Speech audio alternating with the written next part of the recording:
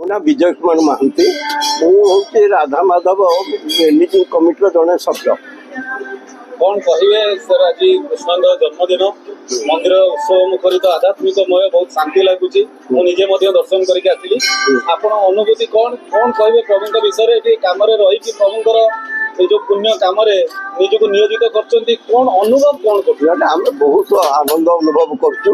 ତା ବ୍ୟତୀତ ଆମର ଯେତେ ମେମ୍ବର ଅଛନ୍ତି ସମସ୍ତଙ୍କର ଡେଡିକେସନ୍ ବି ଏ ମନ୍ଦିର ପ୍ରତି ଅଛି। ଇଏ ମନ୍ଦିର 1991 ମସିହାରୁ ହେଲାଣି। ତାପରେ ପରେ ମଧ୍ୟ 2009 ମସିହାରେ ଏଠି ଆମେ ବି ଶିବ ମନ୍ଦିର ବି ପ୍ରତିଷ୍ଠା କରୁଛୁ।